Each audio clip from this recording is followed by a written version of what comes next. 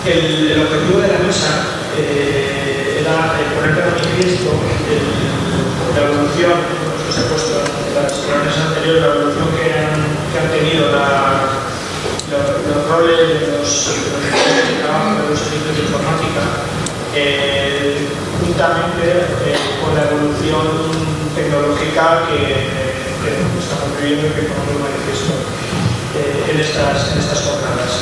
No podemos olvidar los retos con los que tenemos que convivir respecto de la asistencia sanitaria. Estamos en un entorno en el cual vamos a un incremento de la demanda de la atención sanitaria. Otro de los retos sería la implantación de avances científicos, y no debemos olvidar que tenemos que garantizar la sostenibilidad del sistema y mejorar la calidad y seguridad de los pacientes. En este sentido, yo creo que ya hemos superado la nomenclatura de historia técnica electrónica, receta electrónica, interoperabilidad de sistemas, imagen médica digital, integración de dispositivos. Todo esto yo creo que en mayor medida lo hemos superado, y lo que queremos debatir ahora es lo que viene, hacia dónde vamos y cómo lo podemos abordar. Entonces, yo voy a lanzar una pregunta para que los miembros de la mesa puedan debatirla y aportar cada uno, y iremos avanzando en ese desarrollo. Bien, respecto de la situación actual, las cuestiones que nos plantea la situación actual de la tecnología, o lo que hablábamos ayer, que nos encontrábamos, queríamos preguntar a la mesa cómo influye la tecnología en las tareas de los profesionales que prestan la asistencia, la influencia positiva o negativa ellos, y conocer si ellos a su entender desde el punto de vista si existen carencias de tipo organizativo o operativo y cuáles son. Bueno, que la tecnología ha cambiado la forma de trabajar de nuestros entornos sanitarios es indudable. Que aún existe mucha resistencia a ese cambio en la forma de trabajar, también lo es. Pero hay unos aspectos que creo que deberíamos tener en consideración. Por un lado, que deberíamos apoyarnos aún más en las necesidades de las personas que van a utilizar esos sistemas para diseñarlos de una forma más económica y más agradable y para facilitarles la tarea. Algunos profesionales consideran que en ocasiones la tecnología les plantea una barrera en la relación con el paciente. Esto, sobre todo en los centros de atención primaria, nos lo hacen llegar en ocasiones. Sin embargo, a su vez, también consideran que su asistencia a las personas a las que deben atender es imprescindible realizarlas con toda la información de la historia clínica, tanto en el ámbito en que está estrictamente trabajando en ese momento como cualquier otro episodio clínico. Por tanto, la visibilidad en su momento, cuando empezamos allá en el año 90 a introducir sistemas de información, lo hacíamos a través de nichos aislados, de servicios concretos que a veces tenían en cuenta las necesidades globales de su hospital. Eso lo superamos para tener una visión global, pero aún en su momento basada en el hospital en concreto. Hemos de dar un paso más, y lo estamos dando, en conseguir una mayor facilidad de acceso a la información por parte de todos los profesionales y una mayor integración entre los sistemas. Y nos expandimos un poco a nivel de comunidad autónoma. Ya tenemos trabajo por hacer, pero estamos en esto. Por contra, como la gente tiene la costumbre, evidentemente, de desplazarse a lo largo de su vida, se ha seguido trabajando en que los profesionales tengan acceso a una información incluso a nivel estatal. Yo creo que en los últimos años a nivel europeo. Hoy en día nadie se plantea una asistencia sanitaria sin que los profesionales tengan a su alcance con facilidad toda la información que necesitan para prestar esa atención. Lo que tal vez aún nos falla en nuestros diseños de los sistemas de información es olvidarnos un poco, en un momento dado, de lo que piden los profesionales sanitarios y pensar en lo que nos pide la ciudadanía, lo que nos piden las personas como sujetos de atención. Yo a veces comento que a veces trabajamos un poco como el despotismo ilustrado, todo para el pueblo pero sin el pueblo, todo para los pacientes, se nos llena la boca diciendo que el paciente es el centro de la atención, pero luego en la realidad lo consideramos un sujeto pasivo de la asistencia. Y yo creo que ahora con las tecnologías actuales y también con el cambio de mentalidad de las personas, de nuestros ciudadanos, podemos dar un paso más en conseguir que esa tecnología llegue de una manera más fácil a las personas e integrarlos como un sujeto más activo de la atención. Yo pienso que la valoración positiva de los profesionales de la asistencia ha convencidas las primeras resistencias que ha podido haber. La implantación de la historia clínica ha supuesto un cambio a nivel de la organización como creo que ninguno. Ahora diría que Oriol tiene un problema, es un problema del hospital, o sea, el hospital está promocionado, aunque no se puede pasar consulta, cuando no se puede atender a los pacientes en urgencia. Entonces, esa fase yo creo que está, si no superada, pero ha supuesto la accesibilidad completa, inmediata y total a la información clínica en cualquier momento y en cualquier lugar, cosa que antes siempre era a veces un problema, si no conseguías servir la historia cuando habían tenido, podía haber conflictos. Entonces, aún así, tenemos que mejorar.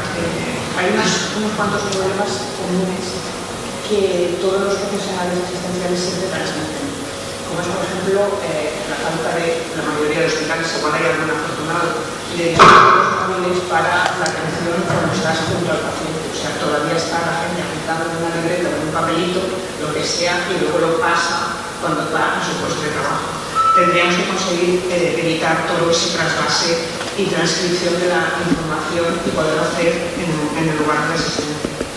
Luego, tenemos un problema que necesitamos una solución corporativa, que es el problema de los consentimientos informados. Hay una verdadera obsesión por los consentimientos informados y necesitamos una herramienta, pues yo sé, algún tipo de firma aceptada, legal, que nos permita introducir el consentimiento informado dentro de la historia clínica. No está dependiendo de papeles que la gente va firmando por ahí, que luego nos llegan, tenemos que digitalizar, que podemos perder, que se puede digitalizar en otro paciente, en fin, todas estas son problemas porque no os imagináis la cantidad de consentimientos informados que hay para un mismo procedimiento. O sea, cada profesional tiene sus propios consentimientos informados.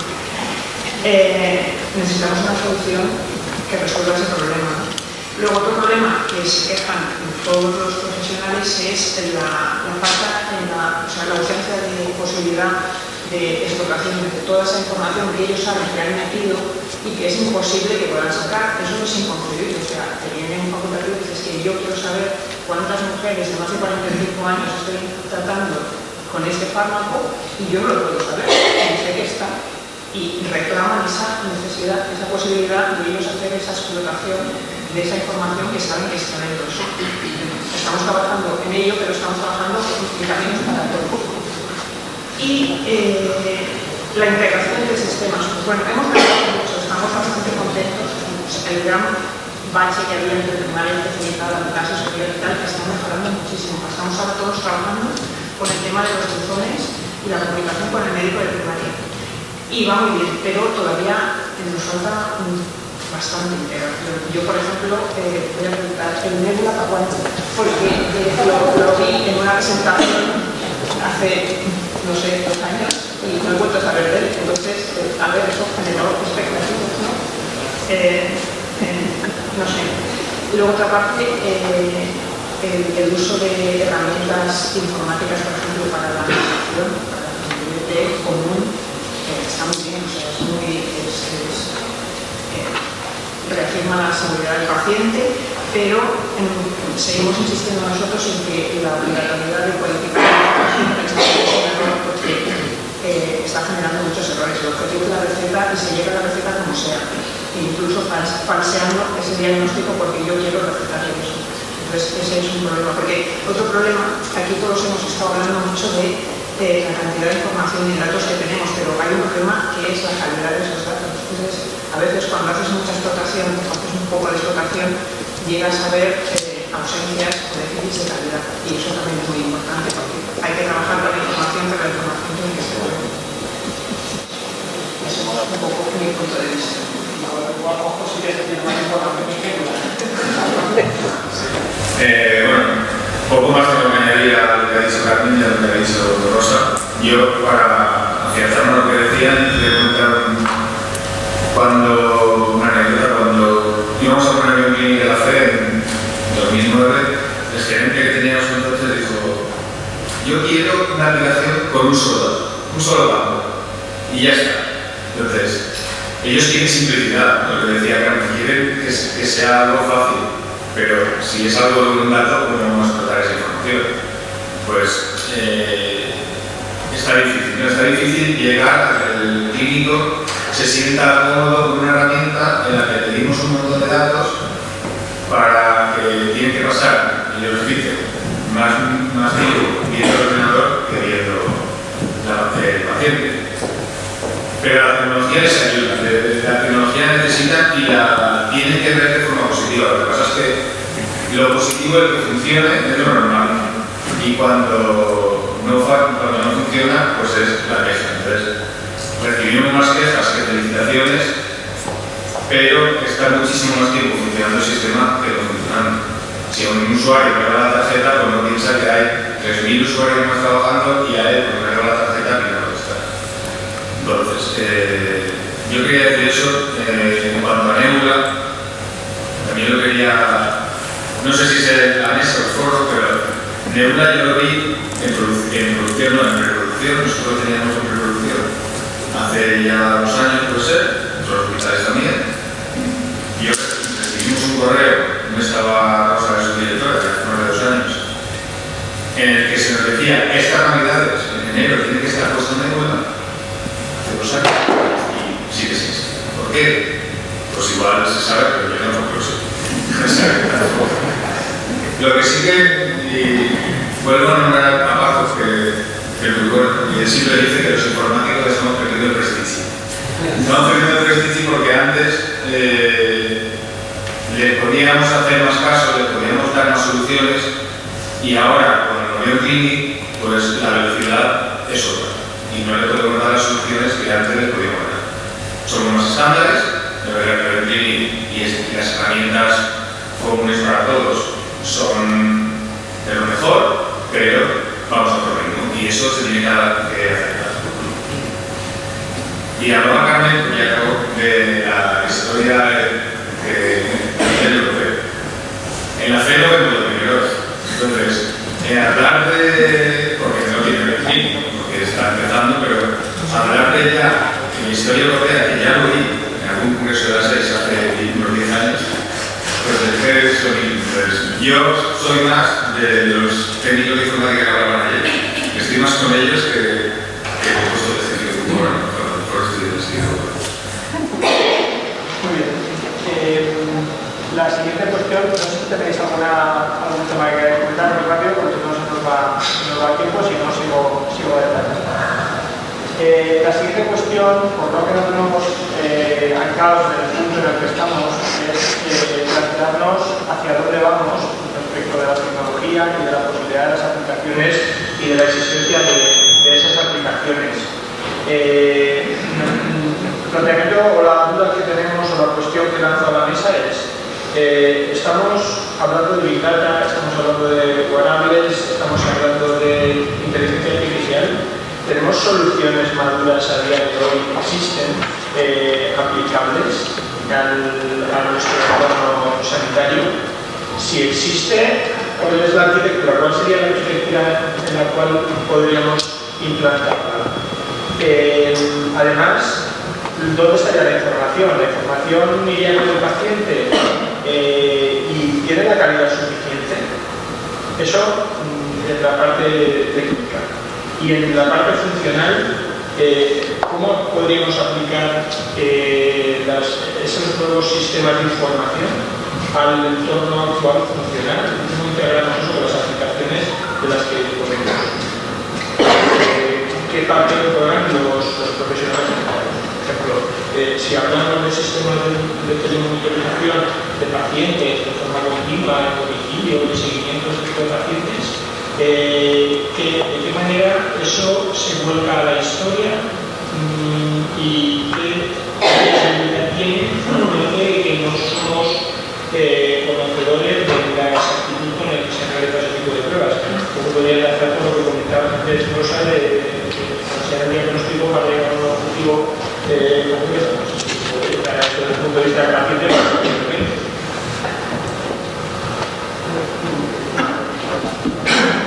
los dispositivos estos llevables están siendo utilizados sobre todo para seguimiento de pacientes crónicos, también seguimiento de pacientes domiciliarios. Ha sido uno de los pilares para aumentar la medicina de las múltiples PES, que ya no son 4, sino por lo menos 7 o 8. Insisten en que hacen sobre todo partícipe al propio paciente en todo su proceso de mejorar, de participar y de colaborar en su proceso asistencial. Entonces, sé que hay países donde, por ejemplo, el paciente, aparte de acceder a su historia, puede escribir en su historia. Además, todos estos registros que son tan fáciles y que mucha gente tiene, están súper difundidos. No sé exactamente si habría que volcarlos en la historia o hay que tener algún tipo de repositorio externo. No sé, simplemente tener una especie de conclusiones de esa información. De todas maneras, el otro día leí por casualidad que Google había comprado Fitbit, entonces pensé, esa asociación no sé a dónde nos puede llevar, ¿no? Porque toda esa cantidad de información que se va a registrar poner las manos de Google, que tiene sus propias teorías, no sé hacia dónde nos puede llevar.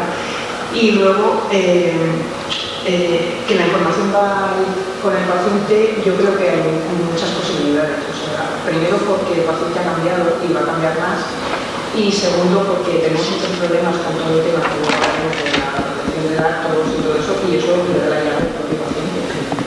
En algunas cosas puede estar bien, en otras cosas pues igual el facultativo se encuentra un poco desasistido, ¿no? Es decir, porque la información es básica, si el paciente encima pretende que lo trates pero no te la quiere dar, ¿qué pasa? No te quiere ocultar, porque un problema que tenemos con todos estos sistemas es que lo habréis observado, en cuanto se pone un diagnóstico en un día en el informe, ese diagnóstico se multiplica y replica al cabo del año, está en 300 informes, diagnósticos, sistemas y bases de datos, y es muy difícil borrar ese diagnóstico. Tenemos problemas que el paciente viene para borrar ese diagnóstico.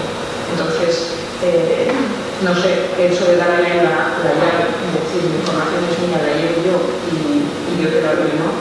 Tiene sus ventajas y tiene sus inconvenientes. Desde el punto de vista legislativo es impecable, están por ahí.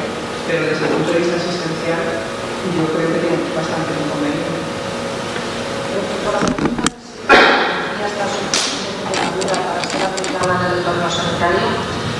La tecnología está suficientemente madura. Pensemos, por ejemplo, en entornos de Big Data, las grandes empresas, los bancos, las finanzas, lo están usando completamente, los detalles, todos. En sanidad vamos un poquito atrás.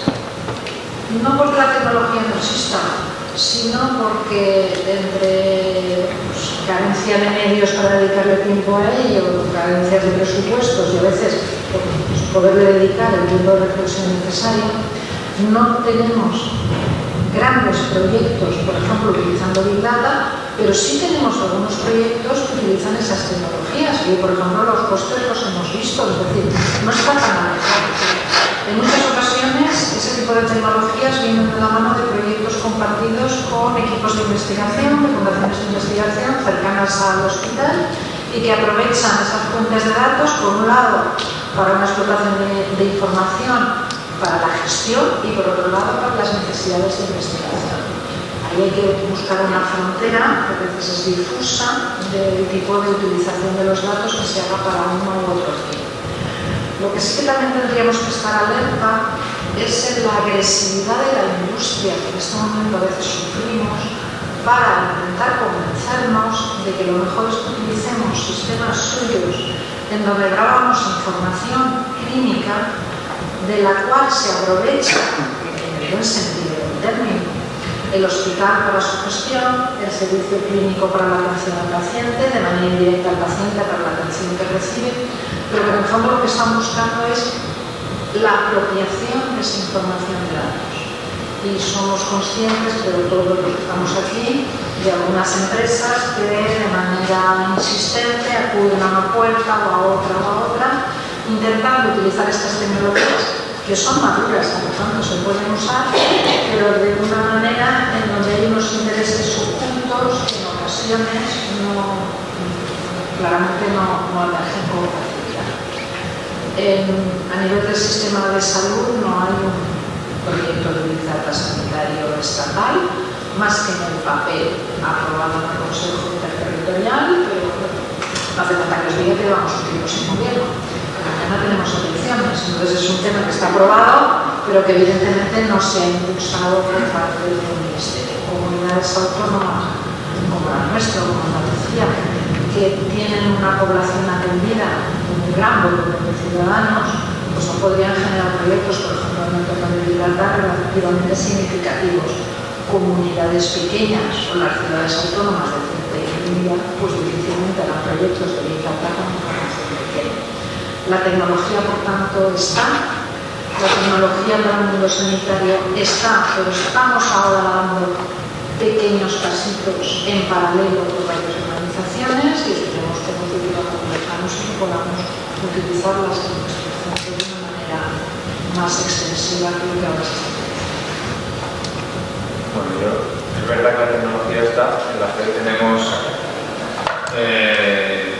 tres sistemas de intentar hacer Big Data y otros 4, como decía Carmen, llamándome a la puerta. Yo llevo menos de un año desde su directo y han venido 4 empresas nuevas a pedirme que les pasemos datos para hacer Big Data. Lo que tenemos en la FED, por supuesto, no lo ha comprado la FED, adquiere a través de proyectos de investigación, a través del instituto, porque el hospital no tiene dinero para eso, pero los datos sí que los tenemos en el hospital y nos exprimen para sacar los datos, no nos incluyen en los proyectos, no solo nos piden los datos, dame datos. Al final, gracias a que tenemos ahí a Antonio y a la asesoría jurídica, pues podemos decir, espera, vamos a revisarlo bien. Pero sí que es verdad que a día de hoy les hemos dado datos anonimizados, o semi-anonimizados o pseudo-anonimizados, no me sé la palabra exacta, pero tienen datos muchos y con eso ya están haciendo explotación de información. No sé hasta qué punto estamos incurriendo en el mal o estamos haciéndolo bien. La tecnología existe, pero nosotros, desde los servicios de informática, no estamos preparados.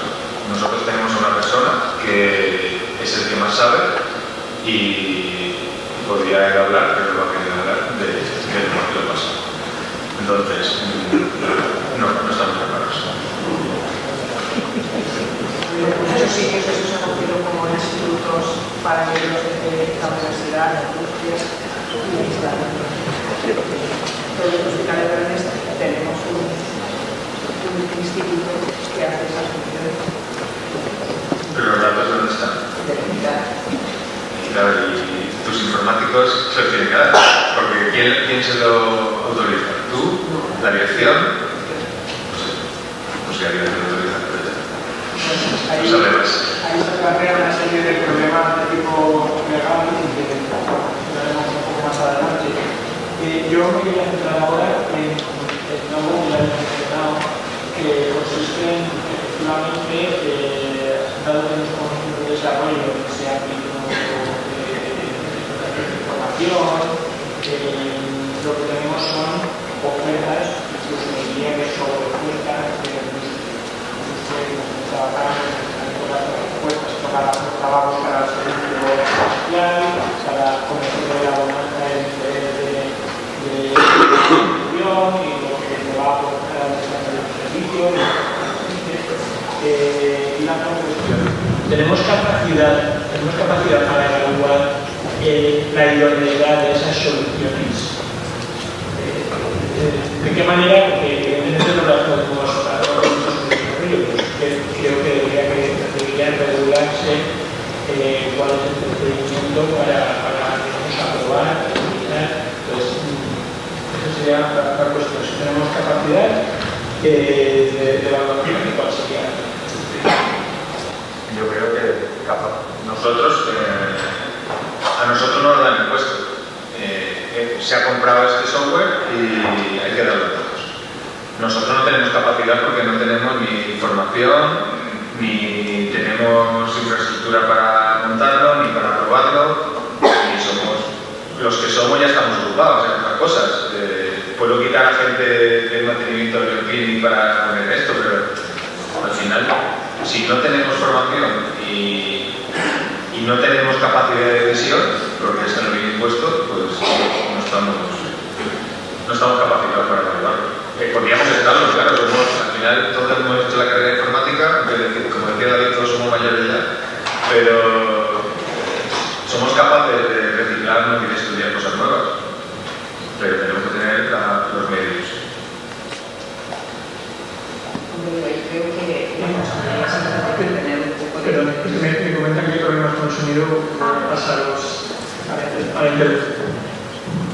Yo pienso que siempre que tenemos pasión, tanto la visión como muchas empresas de informática, la empresa viene a vender un determinado servicio, unos servicios, unas aplicaciones que van a solucionar la vida y que se lo venden muy bien y que al facultativo en cuestión del servicio no le importa que eso no se hable con todo el resto del hospital, de la igual ve que le apaña su solución y la quiere. Entonces, normalmente siempre los que somos opositores a ese software de informática y admisión, que sí que tenemos la visión de que eso luego tiene que estar comunicado con todo lo demás que existe, que se tiene que hablar, que se tiene que integrar y que sabemos que si se empieza así va a ser muy difícil luego conseguirlo, que es una especie de cruzada que tenemos, pero somos los únicos, porque normalmente el equipo directivo suele ceder ante esas necesidades que le plantea el usuario. Luego esas aplicaciones se quedan por ahí que ni hay mantenimiento, ni hay constancia, ni hay nada. Uno no tiene, el otro tiene otra aplicación, el otro la ha hecho un conocido de una empresa de laboratorio. En fin, cuando yo tenía la masonería hace 30 años, ya estaba intentando homogeneizar los laboratorios, que era lo más informatizado que había en ese momento. Y bueno, seguimos igual con innumerables, se llaman setas, pero bueno, lo que queráis, en todos los servicios y además con las ansias de seguir comprando. O sea, ahora cada uno quiere comprar lo suyo para su servicio, que le solvente la papeleta que tiene. El resto de integración y tal, aparte de las unidades de informática, nadie lo ve como problema. Y luego te enteras que hay servicios que tienen aplicaciones funcionando que tú no sabes ni que tienes. De repente te llega un papel, yo ahora con lo de la digitalización me llegan papeles que no sé qué son. O sea, son papeles impresos de sistemas que funcionan por el hospital y los estoy descubriendo ahora. A ver, aquí hay varias facetas que a lo mejor tendríamos que mejorar. Y creo que ya es una común mayor para acabar viendo el resultado final, la organización de laboratorios y la lista. Por un lado está que nuestras organizaciones, tanto en los centros sanitarios como en las propias consellerías, es absolutamente jerárquica. No tenemos costumbre de un trabajo transversal, no tenemos costumbre de un trabajo en equipo. Y eso lleva a que cada uno mire exclusivamente el trocito de competencias que tiene debajo de su foco, que a fin de cuentas va a ser por el que le pidan explicaciones de su trabajo, de sus competencias o de sus logros. Y eso hace que se dificulte mucho esa visión transversal de los procesos asistenciales o la organización sanitaria desde una manera global. Si soy el responsable de cardiología y tengo solucionado la atención a los pacientes que debo atender, estupendamente, me da igual que la UCA tenga problemas, por un lado, o incluso me da igual si esa información no va a estar accesible para que ese paciente sea atendido en otro centro. Porque cuando me viene a mí, yo lo tengo todo. Entonces, por un lado es el problema de excesiva jerarquización que no sé cómo arreglar. Porque el trabajo transversal nace mucho solo de las iniciativas particulares de personas que tienen un talante con ganas de colaborar de manera global, pero no hay una cultura de la organización en ese sistema de una manera más, digamos, más global. Y lo segundo que voy a decir en este momento es un poco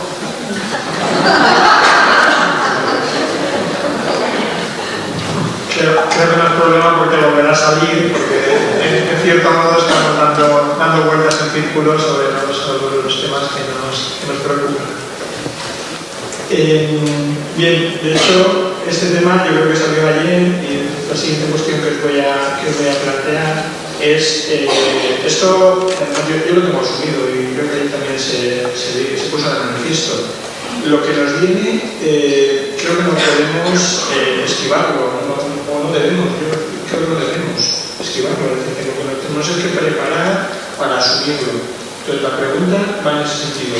¿Es necesario crear nuevas categorías profesionales, es decir, nuevas categorías profesionales para asumir ese nuevo impacto tecnológico de evaluación de aplicaciones, tanto en el ámbito técnico, propiamente dicho, de los servicios de informática, como en el ámbito funcional? Al final también, por parte del ámbito asistencial, ya hay unos perfiles definidos en todos los departamentos que tienen una colaboración o son, digamos, los que están impulsando la implantación, el desarrollo y la evaluación de los sistemas de información dentro de los hospitales.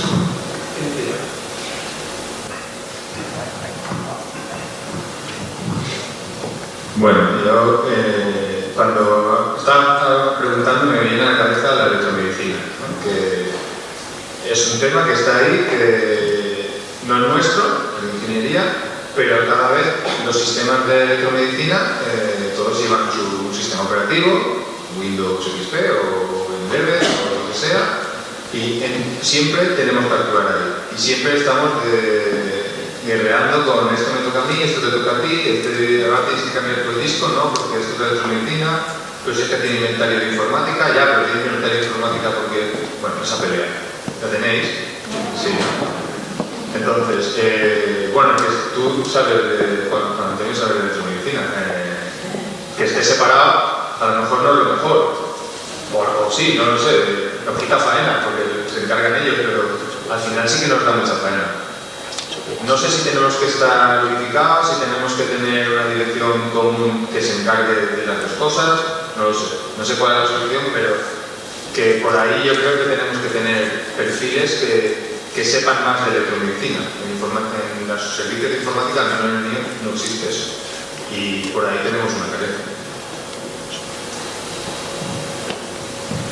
No me acuerdo de memoria, pero la ISO define el sistema de información de una manera global y habla de distintas componentes. Una es el hardware, otra es el software, otra cosa son los procedimientos organizativos y otra cuestión es ese nexo de unión entre todos ellos para, en nuestro caso, en el estado sanitario, tener la mejor gestión de la información que se está almacenando.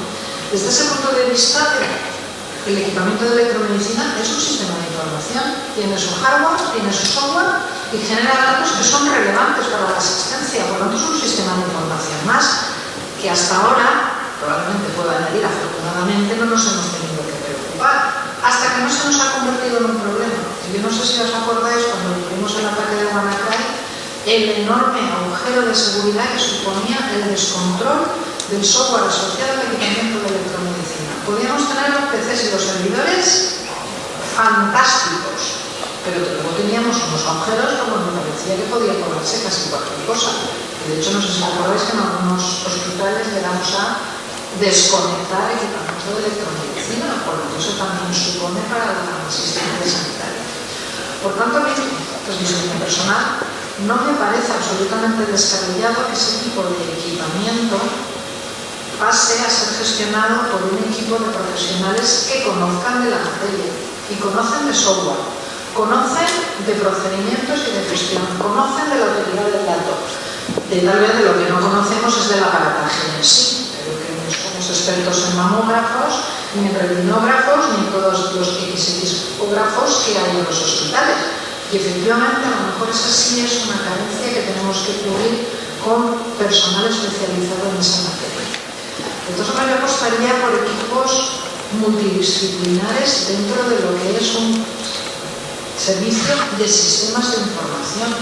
Y no solamente debería haber personas con un perfil tecnológico, bien en el ámbito de las TIC, bien en el ámbito de equipamiento de sino también con un perfil funcional. No somos, a lo largo de los años sí empezamos a ser expertos en la materia, porque a fuerza de conocer vas aprendiendo, pero en muchas ocasiones hay demasiada distancia entre la parte funcional, conocedora de las necesidades de los usuarios y la parte tecnológica.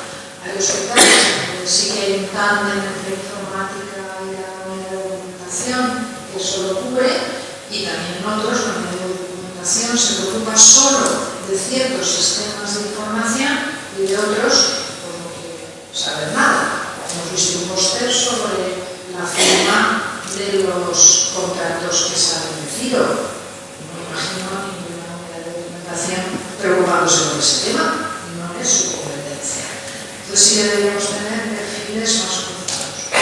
Otra cosa distinta es que hoy en día los egresados de las universidades lo hacen con titulaciones de las más dispares, los no mayores eran licenciaturas de informática o de matemática o de física o de medicina o de farmacia.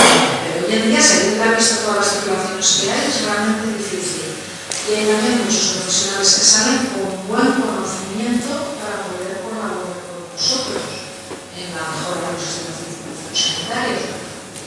Pero tampoco nadie ha sabido hasta la fecha cómo modular eso. Abrir las puertas completamente no puede ser, cerrarlas completamente también es dejar fuera a mucho profesional que probablemente tiene un perfil que nos complementaría mucho a las unidades actuales. Hay que crear la categoría profesional. Bueno, yo desde el punto de vista de los sistemas de información que digamos me compete, porque es cierto, pues, el tema más electrónico, electromedicina o de telefonía que habéis hablado estos días o contratos y que participa también en informática, pues no, pero el tema de sistemas de información para la gestión, el tema de sistemas de información para salud pública, de todas esas tareas que realmente hacemos, porque también nos caen otras y nos caen aquí poner y nos exponen la unidad de misión, solo porque hay una aplicación que gestionamos nosotros y se piensa que puede ir por ahí, como debo conocer, quiere decir que es un tema económico y por lo que sea, como conoces nuestros, nos caen muchas cosas de gestión económica. Volviendo al tema de si es necesario una nueva categoría, no lo sé, porque la menor de categorías profesionales que yo particularmente ni sé que existen. O sea, de repente encuentras a alguien que dice que es licenciado o graduado, como se dice ahora, es una cosa que no sabes muy bien lo que es. Pero yo creo que los servicios, tanto de admisión como los servicios de informática, la preparación técnica es suficiente y hemos ido evolucionando. Nosotros en la admisión hace 30 años hacíamos unas cosas y ahora hacemos otras. Y vosotros exactamente igual, no hay, somos los mismos, pero somos otras cosas. Entonces yo creo que la necesidad de cambiar en tu desarrollo profesional es evidente. No estamos en un sitio estático, es un sitio muy móvil y nos vamos formando y yo creo que vamos a salir bastante bien. Todo lo que se nos plantea cada día como reto, no sé, estas vistas. Bueno, yo quedo en mi papel por alusiones. Es verdad que llevo unos años haciendo la parte de ingeniería de mantenimiento y medicina y tengo que confesar con cierto rubor que lo único que he conseguido es darle más trabajo a mis compañeros de los servicios de informática. O sea que eso va un poco la línea de que nos tenemos que preparar para los cambios y es verdad que habrá que pelear por conseguir esos dimensionamientos adecuados. La siguiente cuestión que queríamos tratar es el tema de la seguridad, que ya conforme vamos haciendo desarrollo van a estar mezclando respuestas con preguntas a continuación. Y esta es muy profunda la pregunta. ¿Qué medidas técnicas y funcionales deben implantarse para garantizar la seguridad y la integridad de la información en el escenario que estamos esbozando de interoperabilidad entre sistemas corporativos, sistemas externos, el paciente?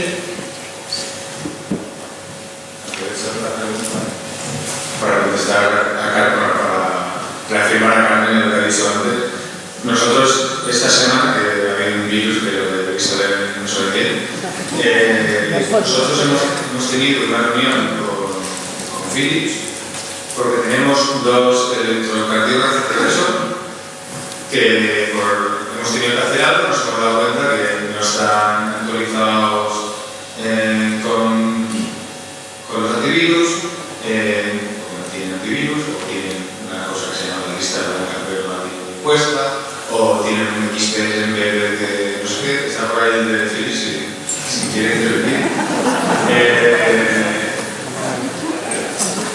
Y nos dice que no pueden hacer, que no pueden actualizar el sistema, porque entonces, si actualizan el sistema con los últimos parches, los últimos antivirus, no sé qué, pues no cumple la norma CE que autoriza que ese electrocardiograma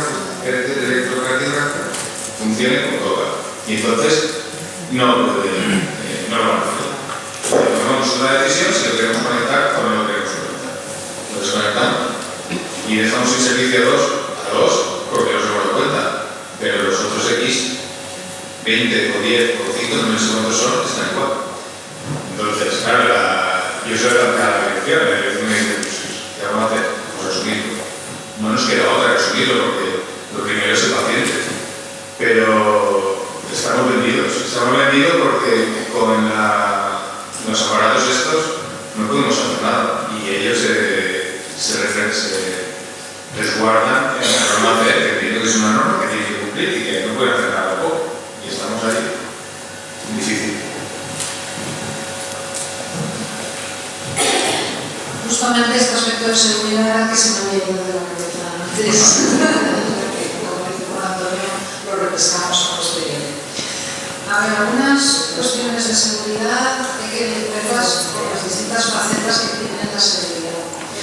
Una de ellas es justamente la disponibilidad de equipamiento. Pues el problema que tenemos últimamente el presente sufriendo ataques o la amenaza que sufrió la de Marcaide. El problema no era tanto que nos robaban información, el problema era que nos bloqueaban, nos podían bloquear los sistemas. Otra cuestión relativa tiene que ver con la integración de la información para que no haya discrepancias. Ese diagnóstico que se da en un sitio y que va viajando de un lado a otro y que luego se detecta que puede haber sido erróneo y hay que corregirlo en todos los sitios. Y no tenemos aún en ocasiones preparados absolutamente todos los sistemas para que una modificación se propague allá donde ha dejado traza, y es un problema para la seguridad del paciente, puesto que dependiendo del sitio en donde se ha atendido, le puede aparecer un diagnóstico u otro.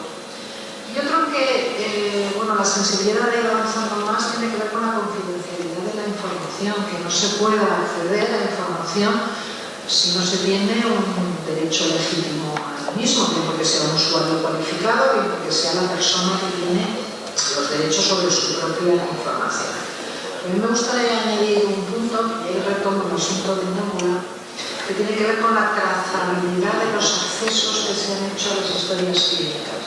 Y en su momento, cuando se diseñó Nebula, había una parte en donde no quedaba una trazabilidad de que si un hospital se entraba de un usuario a otro, se sabía exacto, o sea, otro clinic, se tenía que saber exactamente qué persona es la que está entrando, sea en el propio hospital o sea en otro.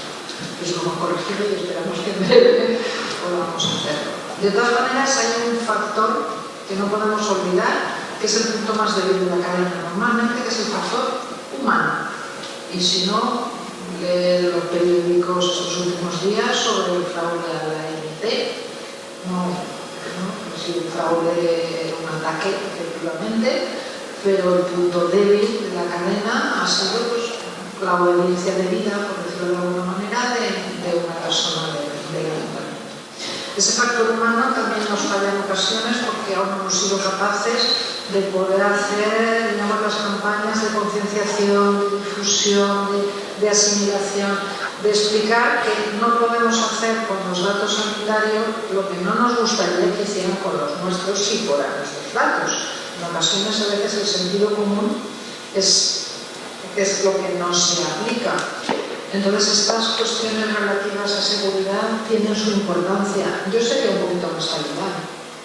No está actualizado el equipo, efectivamente hay que hacer un análisis de impacto, evaluar el riesgo y decidir, pero con un informe claro, por qué se está asumiendo ese riesgo, que lo asume no solo el hospital, sino toda la organización sanitaria, porque hoy en día, evidentemente, cuando hay algún tipo de ataque se entra por cualquier sitio y se propaga, no estamos aislados.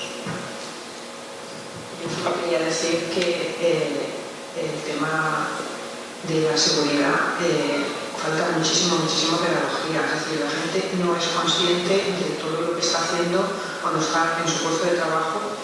Vamos, yo no me voy a dejar contraseñas y passwords en el ordenador encendido, en marcha, sino fotografías de pantallas. A mí me viene la gente con una fotografía de una pantalla que ha visto en otro hospital y quiere que se lo pongas igual que lo tienen en otro hospital. Entonces, y ahí viene todo, el nombre del Señor, en fin, son cosas que nunca nos cansamos de hacer pedagogía, pero es bastante infructuoso. La gente no le da ningún tipo de importancia a esa comunicación gratuita de información que no es necesaria. O sea, o se guardan ficheros en su PC, lo llevan en el pen, hacen PDFs de historia clínica, de informes.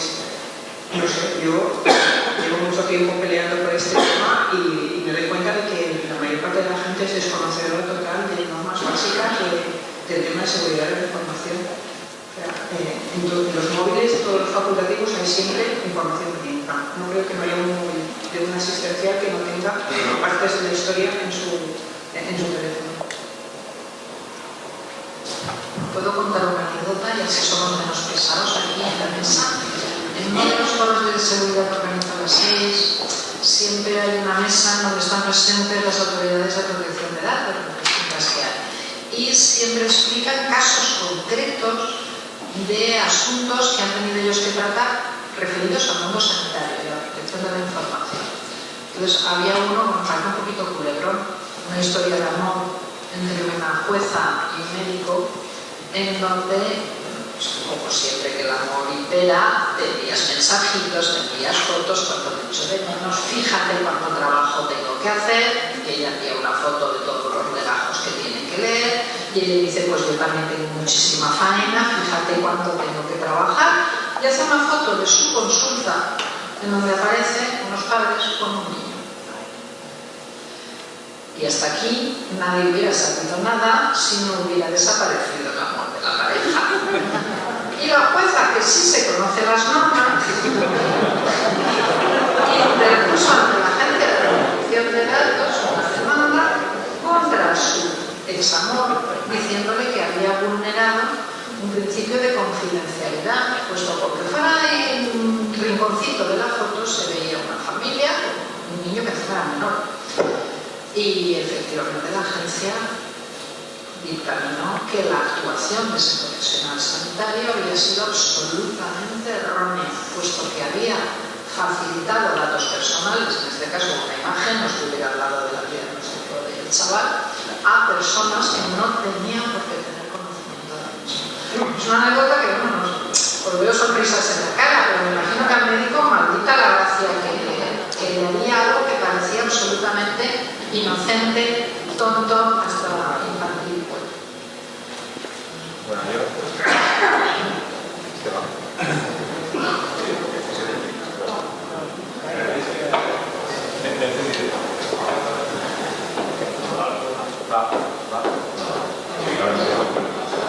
Bueno, yo vivo muy cerca del Arnao, el otro día pasé por la puerta y me encontré sí que te lo enseño, no lo voy a enseñar aquí porque tiene mi hijo y entonces eso es ilegal, pero es un brazalete de un paciente del Arnao que lo había tirado mucho. Yo la NPD me da bastante divino, yo la quitaría y lo dejaría como estaba, porque a mí ya veo con la tabla.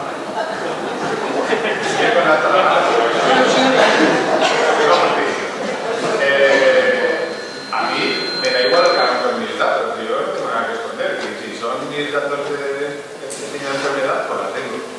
A ver, habrá enfermedades y habrá pacientes y habrá personas. Pero yo creo que nos estamos pasando. Que un médico o una médico del hospital pida que yo no quiero que mi historia la vean los médicos del hospital porque tengo derecho a que no la vean, pues primero, porque yo no permite hacer eso, y segundo, que al final, si esa señora o señor tiene urgencias y uno de esos medicamentos que ha prohibido el acceso, tiene que ver ese paciente que hace. Que yo creo que se han pasado un poco. En mi opinión, y esto ya es. Si me permites, te doy entrada al finalizar la siguiente pregunta que te va a gustar también. Y porque va en relación con la implantación del Reglamento General de Protección de Datos, que como todos sabemos, entró en vigor el 25 de mayo del año pasado, si no me falla la memoria. Y yo quería preguntar en la mesa ¿cuál ha sido el impacto de esa entrada en vigor, de ese reglamento, de la aplicación de ese Reglamento General de Protección de Datos, tanto desde el punto de vista funcional como técnico? Porque no voy a hacer lo que explicar, pero tengo la sensación de que en algunos no se han hecho todos los deberes.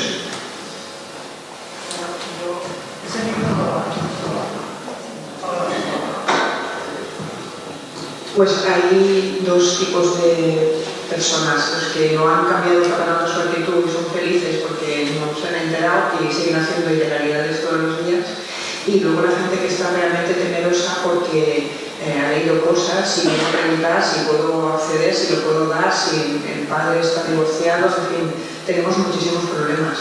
Nosotros atendemos muchísimas solicitudes de acceso. Los derechos ARCO son los que más problemas nos están dando porque tenemos solicitudes de acceso a la documentación y tenemos casos conflictivos realmente de padres divorciados con malos tratos entre ellos, demandas continuas y que utilizan al niño, que cada vez que un niño vuelve del fin de semana con el padre le llevan a urgencias para que le haga revisión.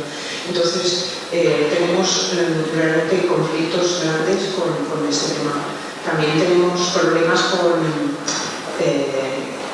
cantidad de solicitudes que tenemos de cancelar datos, que, a ver, la ley dice que tiene derecho, pero es que hay datos que no sabes si realmente son susceptibles de cancelación. Entonces, tenemos ahí un debate entre nosotros, que somos los que hacemos de mensajeros entre la solicitud del paciente y el médico, que en teoría debe de resolver si eso es cancelable o no. Y el médico a veces te dice, ¿qué hago? Y pues es que no sé si eso tenemos que borrarlo de la historia o no. O sea, está claro que hay una serie de patologías que nos tienen que borrar, pero sí hay antecedentes que generan muchísima confusión. Llamamos a Juan Vía, al delegado de protección de datos y tal, pero nos entorpece muchísimo la tarea diaria. Entonces, también una cosa que al principio yo pensé que no iba a generar, que no íbamos a tener casi demandas, pues tenemos un montón de personal que solicita quién ha accedido a su historia. Entonces, pero personal, mucha gente sanitaria, muchos personales del hospital que quiere saber qué compañeros han enviado sus diagnósticos. Bueno, han enviado todo, porque ahora, claro, la historia no es Orión ni Sabucasis, que en principio nosotros usábamos Orión y Sabucasis, ahora es contactos con el laboratorio, contactos con la anatomía, contactos con, en fin. Y aquello, y hemos tenido realmente, y sé que ha habido muchos problemas también en casos de exparejas, ¿no? del centro sanitario, que luego, por lo visto, uno sigue al otro a nivel de historia clínica. En fin, yo ante esto siempre reclamo lo mismo, que con Juan Luis se lo he dicho muchas veces: necesitamos una documentación, unos procedimientos comunes, porque todos los hospitales estamos trabajando por lo mismo y dando las respuestas a lo mismo. Necesitamos una directriz. Hay comunidades autónomas que tienen escritos hasta los documentos que se tienen que rellenar, los plazos en que se tienen que hacer, quién tiene que decidir. Eso, fusilémoslo y hagámoslo igual, porque es que nos da muchísimo trabajo a todas las unidades de documentación y a todas las unidades de informática. Luego, la manera de comportarse, por ejemplo, en diferentes sistemas, cuando alguien te pide que borres un dato de Orión, lo podemos borrar. Nosotros tenemos la potestad, nos han dado la potestad de anular la firma y todas esas cosas. Y eso se queda invisible, pero por ejemplo, yo he visto que en los informes de radiodiagnóstico no se borra el informe. Abajo de todo hay una explicación que dice: este informe no corresponde al paciente porque alguien decidió que eso no se puede borrar. Yo tuve un caso de un sanitario que estaba empeñado en que se borrara eso porque no era suyo. Y bueno, al final conseguimos convencer de que se eliminara, porque no es justo que vuelven, casi nadie se lee un informe de 2 páginas y al final te ponga ese informe no corresponde al paciente. O sea, se tendría que actuar de manera común en cuánto hay que borrar un informe, esté en Orión, esté en Abucasis, o esté en Orión Prince, o esté en la Reunión Patológica. O se deja o no se deja, o se oculta o se hace desaparecer. Igualdad de estandarizar las maneras de trabajar en los diferentes sistemas y luego en los propios hospitales, porque estoy segura que estamos adoptando soluciones diferentes a problemas comunes.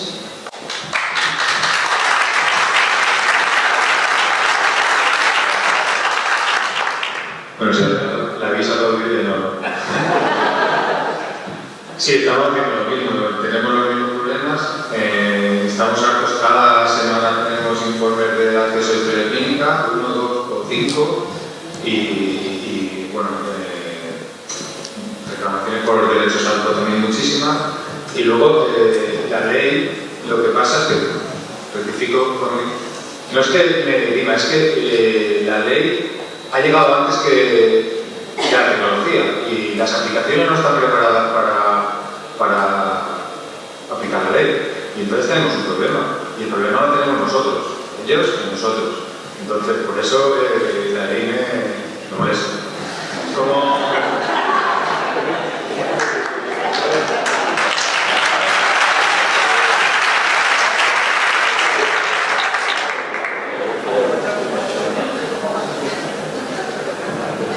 Otro problema que tenemos también con la ley de protección de datos es la ley de protección de datos y la investigación. O sea, la gente no puede entender que venga a pedir datos de cuántos pacientes han sufrido tal patología desde el año cual y que les digas que si lo miran sin autorización del paciente pueden estar cometiendo una ilegalidad. O sea, esto les suena a chino, ¿no? A algo esotérico. O sea, no lo pueden comprender. Entonces, ese también es un problema que tenemos. Y otro problema muy curioso es cuando alguien te pide que borres algo de su historia clínica y la tienes digitalizada. ¿Qué haces? ¿Entras en todos los documentos y los vas tachando? ¿Cómo eliminas esa información de un documento en papel digitalizado? O sea, necesitamos saber qué tenemos que hacer. Yo no sé si pasa palabra porque no tengo soluciones a todas las cuestiones que aquí se plantean. Ojalá las pudiéramos tener. Efectivamente, vamos por detrás, por decirlo así, en poder definir con claridad cómo se debe trabajar ante todas estas casuísticas. Claro, la ley no es nueva, ¿eh? Lo que pasa es que nos ponemos de perfil y dejamos que vaya pasando el tiempo y nos avisan de que esto entrará en vigor dentro de 2 años y seguimos de perfil, pasan los 2 años y entonces nos dan la cara. Esa es la situación un poco actual, por decirlo de alguna manera. También es cierto que el acceso de los profesionales sanitarios a la historia clínica en nuestra cultura española se considera que, digamos, es normal que un médico de urgencias o un médico que sea, si atiende a un paciente, tenga visibilidad de todo aquello que pueda ser relevante para atender a esa persona. Hay otros países, como por ejemplo Alemania, que tienen otra concepción absolutamente distinta. Y solamente puede ver el médico que está atendiendo aquello que yo quiero que vea. Y si estoy ocultando una información grave, corro el riesgo, asumo el riesgo de que a lo mejor no me trate de manera correcta, pero ejerzo mi derecho de ocultarlo. No es la filosofía que tenemos en España, por eso hay proyectos de compartir información entre todas las comunidades autónomas. Otra cuestión es la mala praxis, cuando a veces se pide un borrado de información. No se pide tanto porque se borre, sino porque se tiene la costumbre de cortar y pegar y esa información va viajando. Y llegas a urgencias porque tienes un esguince y como te copian los antecedentes aparece la gonorrea de hace 2 años. ¿Qué tiene que ver con mi tobillo? Y usted esto lo imprime para que además esto me lo lleve a justificar que no voy a trabajar porque tengo... ¿Qué tiene que ver una cosa con la otra? Entonces es cierto, los agentes de protección de datos también hacen mucho hincapié al respecto, y muchas de las reclamaciones que llegan no es tanto por el borrado de esa información es real, es correcta, la tuve, pero no hace falta que se la pongan por delante a cualquier profesional sanitario que me esté atendiendo. Y eso es también falta de cultura y de sensibilización. No utilizar el cortapega, que es incómodo, y esa parte aparecerá siempre en el encabezamiento de cada vez que la persona acuda al sistema sanitario cuando realmente no hace ninguna falta ni es relevante. Y es independiente del sistema de información. El sistema de información es correcto, pero no se está utilizando es información contenida de una manera correcta. No sé si Juanvi, por alusiones tienes micro, si no, sí te pediría por favor brevedad porque ya vamos fuera de tiempo. ¿Se me oye? ¿Era muy fácil? Sí. Nada, por alusiones y limitándome solamente a un par de las cosas que se tenemos ¿así? ¿Así? A ver, como ciudadanos, como personas individuales, tenemos absoluta libertad para decidir qué es lo que queremos hacer con la información nuestra, personal, la que nos atañe. Porque tenemos capacidad para tenemos capacidad para asumir los riesgos que derivan de esa comunicación de datos. Asumimos esos riesgos de manera inconsciente, porque no sabemos realmente qué es lo que va a pasar a medio o largo plazo con esa información que ahora libremente estamos comunicando. Empezamos a conocer algunos de esos riesgos a medio o largo plazo cuando nos encontramos con las noticias estas de lo que ha hecho Cambridge Analytica o la influencia de determinadas entidades o personas con mucho poder y su capacidad de influencia en los resultados de los procesos electorales y muchas otras cosas. O sea que no es tan irrelevante. Lo que sucede es que los riesgos se perciben, los percibiremos a medio y largo plazo. Lo que no podemos permitirnos de ninguna de las maneras es asumir esos riesgos en nombre de otros. Es decir, utilizar la información de otros a través de sus mismos medios, comunicar. Y como administración pública, muchísimo menos. De manera que hemos de ser muy escrupulosos a la hora de manejar la información.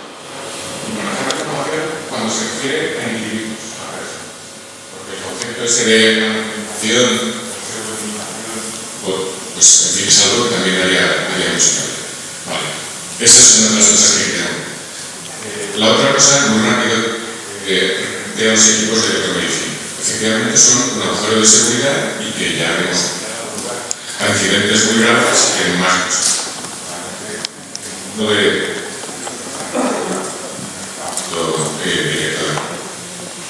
¿qué es lo que pasa con esos equipos? Efectivamente, con Windows XP o con y que no podemos exigirles, pues que primero, ¿cuál es nuestra capacidad de actuación? Ponerles un preservativo. Poner algo alrededor que impida que esas debilidades impacten en el resto de los sistemas. Pero como ese es un producto defectuoso que hemos comprado y adquirido, yo creo que alguna responsabilidad debemos exigir. De manera que costee eso que su producto no ofrece, o sea, esa campana de seguridad, muchas gracias.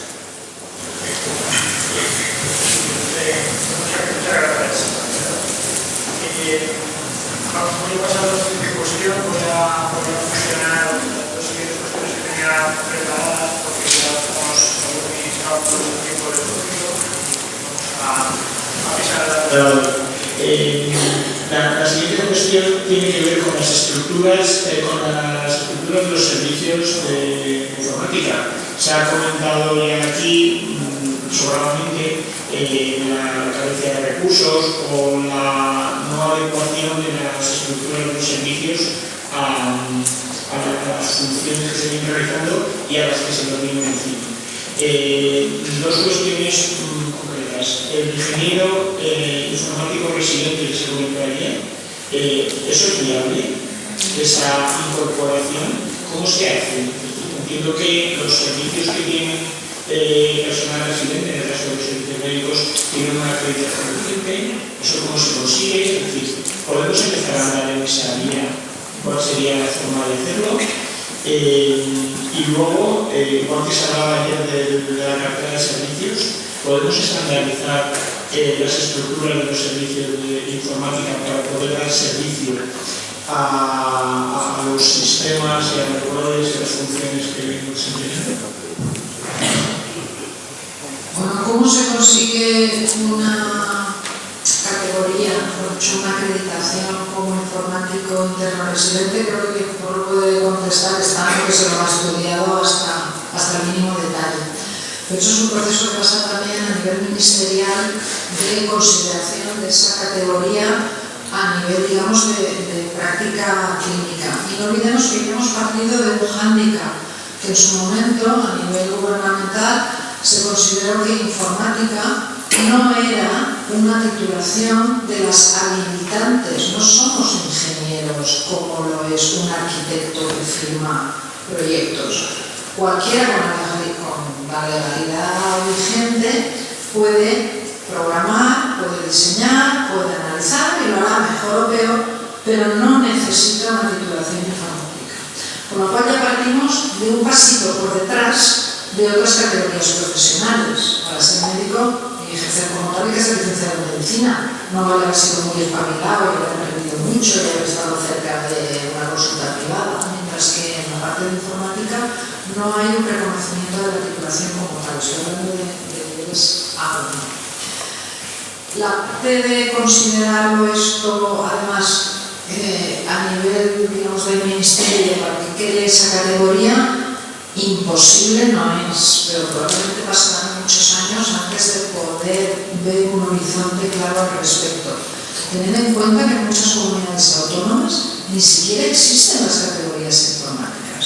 Esto a nosotros nos parece rarísimo porque desde el año 90 tenemos muy asumido que se crea algo, su momento de unidades, nuevamente un cambio de servicios, o sea, parcialmente, ya hay subdirecciones, pero hay unas categorías certificadas y con una titulación en estos momentos requerida, tal vez es un poquito más laxo, y con unas suposiciones para ese colectivo en concreto. O sea, comunidades autónomas que no, que cualquiera, con la titulación que sea, ocupa puestos de trabajo con otras denominaciones cuyos objetivos de trabajo concretos son el mismo que trabajan nuestros informáticos aquí. Con lo cual, digamos, a nivel estatal hay una gran disparidad para poder dar ese paso de que todos los informáticos de titulación superior que existen en las comunidades autónomas, porque evidentemente sería a nivel estatal, pasarán a tener esa figura de ingeniero informático residente. Por eso digo que tenemos dos pasitos por detrás de otras categorías profesionales esa situación. Esa era una de las preguntas. El informático, y que la cuestión, digamos, de plantillas, de dotación, de organización, de estructura. Os voy a ser sincera porque soy escéptica. Mientras la Comunidad Valenciana tenga el nivel de financiación económica que tiene, ya no nos damos un canto en los dientes en la realidad con que en los puestos sanitarios se cubran las bajas. Porque en las otras consejerías y en cuyos servicios centrales una persona se va y Hacienda dice: ¡ay, qué bien!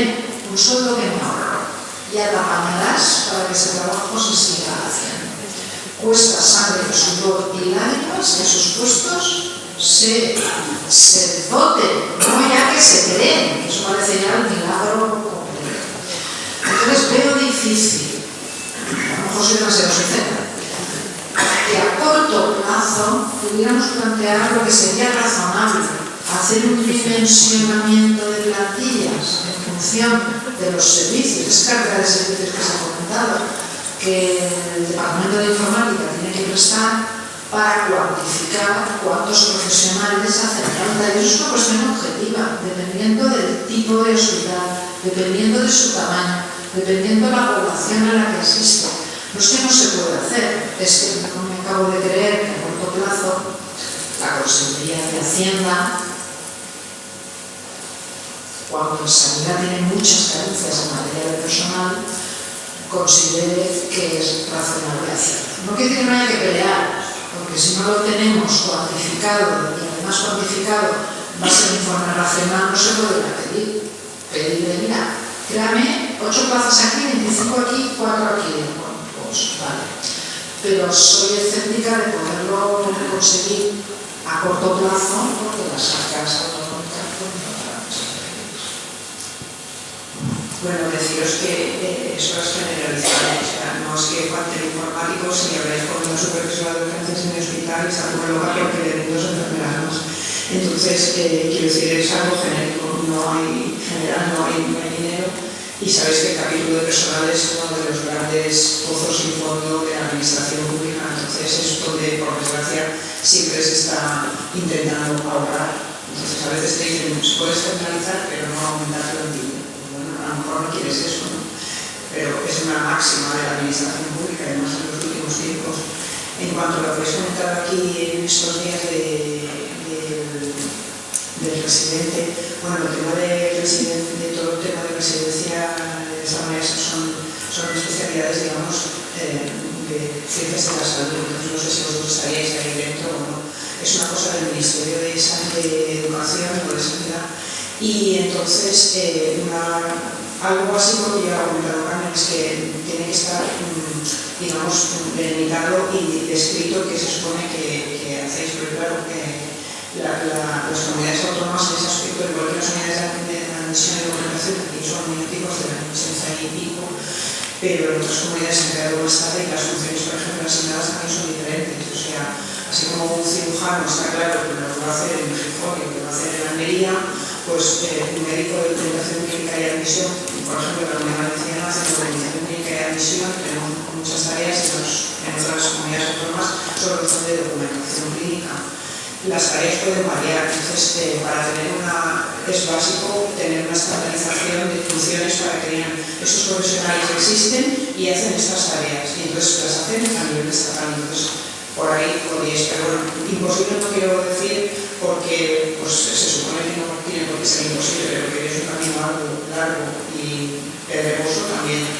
Nosotros lo intentamos una vez y no sé, igual ahora no sabe cómo está, pero no lo hemos conseguido. Pues sabéis que hay categorías dentro de medicina que tampoco constan con una especialidad reglada con formación tipo MIT, como puede ser medicina de urgencias. Existe la categoría profesional, pero no existe la especialidad a nivel estatal del Ministerio de Educación. Entonces, podéis trabajar, pero lo primero y básico es una uniformidad de tareas y funciones a nivel nacional.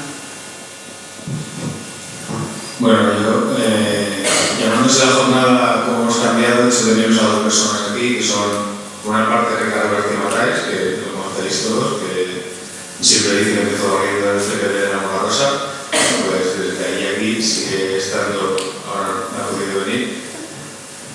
Yo cuando llegué a la FED venía de estar en el mantenimiento del IRIS, de recepción informática, manteniendo el mismo infra de los hospitales y odiando a los hospitales que se personalizaban su IRIS, odiando.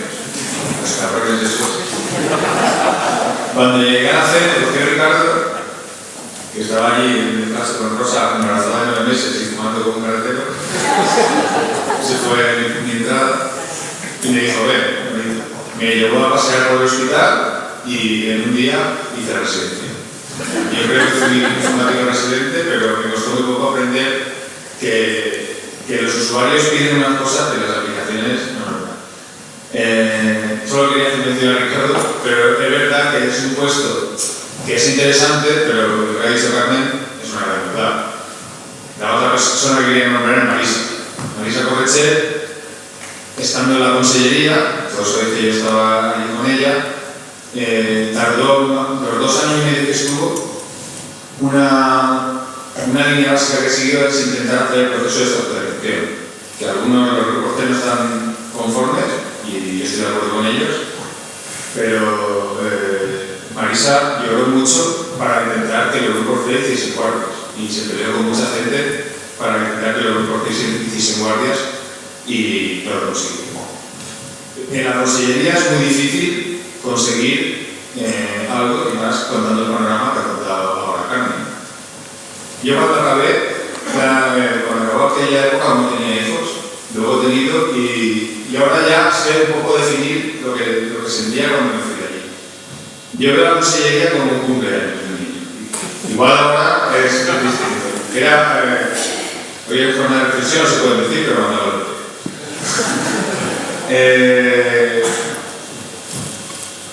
era un cumpleaños porque allí nadie se peleaba por el bocadillo de cierre. Todos se peleaban por quién se cogía el mayor trozo del pastel. Y los informáticos no éramos ni el pan del bocadillo de cierre. Somos los últimos. Primero van los médicos, las enfermeras y con razón, seguramente. pero conseguir que creen esto, yo lo veo ahora mismo muy complicado.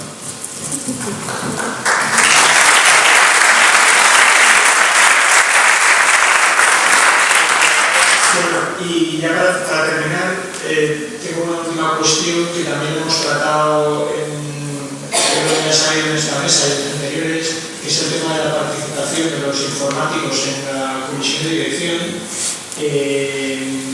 y la creación o la participación de servicios multidisciplinares. Yo creo que el tema de los servicios multidisciplinares lo tenemos todos claro. Es verdad que, como ya se ha dicho, nuestra funcionalidad va en el ámbito transversal y interactuamos con todos los servicios especiales, muchos de ellos respecto a los sistemas de información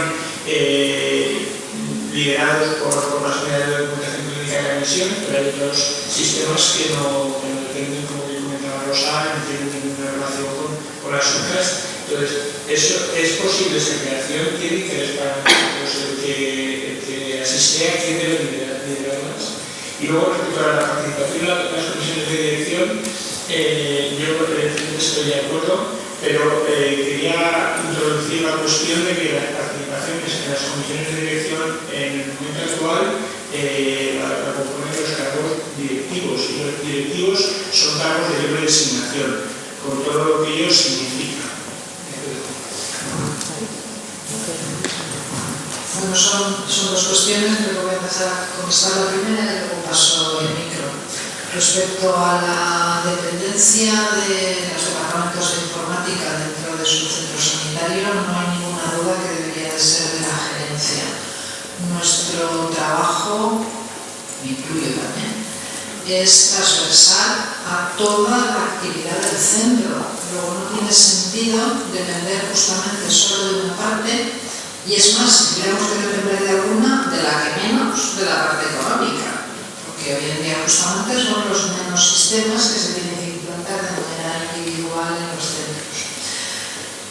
Seguiremos trabajando en la posibilidad del cambio de la normativa actual para modificar un tipo de decreto que da forma a la dependencia, mejor dicho, a la organización de la asistencia sanitaria, en particular la organización de los departamentos de salud, pero hay otros tipos de centros que no son departamentos de salud, para que tenga informática un carácter, digamos, asistencial, lo pongo entre comillas, pero si no, desde el punto de vista de la normativa actual, todo lo que no sea asistencial es de la dirección económica. Y bajo ese axioma, pues informática, da igual que esté trabajando para aplicaciones que impactan en la seguridad de la atención sanitaria que reciben los pacientes. Parece que no sea sanitario porque es tecnológico. Y bueno, yo ahí sí que soy más optimista, ¿veis? Así como pienso que tener una plaza va a ser muy difícil, pienso que puede no ser tan difícil cambiar esa dependencia. Porque de hecho también es cierto que en algunos centros la gerencia ha tenido muy claro que la parte de informática la quiere gestionar de manera directa, quiere poder hacer la interlocución sin intermediarios, quiere poder recibir el feedback de la parte tecnológica para implantar los nuevos proyectos, y algunos clientes están funcionando así. A un director económico le gusta más, a un director económico le gusta menos, pero es la realidad. Sí que veo factible poder abordar esa idea de cambio de la dependencia. Eso de multidisciplinar, desde luego sí. Esto siempre depende un poco de las personas con las que te vas encontrando, pero los equipos multidisciplinares son los mejores para trabajar. Cada uno sabe de lo suyo y puede aportar mucho conocimiento y complementar conocimiento que tenga otra persona. Y en cuanto a la colaboración con tareas comunes, nosotros en nuestro caso con las comisiones de historias clínicas que han evolucionado, las comisiones TIC, que yo creo que funcionan en todos los hospitales, que es el equipo directivo con informática y admisión, yo creo que es un buen marco de trabajo que puede englobar también esas técnicas del departamento, aunque no esté en la comisión de dirección. La comisión de dirección suele incluso el gerente, el director económico, el director de enfermería, el director de salud pública, el director primaria, y ya está. Y luego existen también las comisiones departamentales en que a veces nosotros en el clínico, previa a la comisión comisión de dirección está la comisión departamental, informática está salud pública, está la preventiva, está la admisión. Todos estos servicios son un poco menos asistenciales y más de la organización. Entonces yo pienso que también es un buen corredor que cambia, depende de las personas. Yo a veces no dependo de la dirección económica, pero depende de qué dirección económica tienes, pues despacha contigo directamente, te da igual que no dependas de él, y hay gerentes lo mismo. Fundamentalmente la jerarquía es un poco, depende de la organización, o sea, sirve para organizar, pero a la manera de trabajar es fundamental el compromiso y la visión del trabajo que tienen las diferentes personas que están en los cargos directivos y en los puestos técnicos también. La respuesta que tú les das es muy importante luego para que vuelvan a tener relación contigo. Bueno, yo soy subdirector económico de Sistema de Información, por lo cual dependo directamente del director económico. Y ahí, aunque se cambiase la normativa, yo voy a seguir siendo subdirector económico. Pero yo ahora, todas las semanas, parto con la gerente una hora o media o la que necesitemos. A veces me van a hacer. Pero y también estoy en el comité de dirección. Lo que pasa es que, claro, yo no sé si está en el comité de dirección con 30 personas que somos en el comité de dirección, porque entre subdirectores y subdirectoras, de enfermería, y hay mucha gente, y al final no se sigue ahí la estrategia, sino que se decide en el comité de dirección donde van solo los directores. Y ahí no. Entonces, yo creo que sí que es importante que estemos, porque, y esta mañana lo hablábamos en el desayuno, nosotros tenemos mucho conocimiento asistencial y tenemos mucho conocimiento de las implicaciones de las cosas, de las interacciones, de hacer una cosa aquí en el laboratorio, con el quirófano, con el... Y al final ellos tampoco lo conocen tanto y tampoco conocen qué sistemas o que los sistemas pueden hacer ciertas medidas o pueden poner ciertas restricciones a cosas que ellos no quieren que se hagan. Pero lo deciden y entonces buscan mecanismos sin contar con nosotros para que no se pueda en el quirófano hacer no sé qué. Pues a lo mejor la aplicación de quirófano ya te permite poner esa restricción. Pero si yo no lo sé, pues no lo podemos hacer. Entonces, estoy totalmente de acuerdo que tenemos que participar, pero hay que intentarlo. Lamentablemente no tenemos tiempo para más, entonces os invito a volvamos a seguir en la hora de las comidas y hay temas que queráis tratar, pues tenemos que tratarlos en corrillo, en petit comité. Muchas gracias.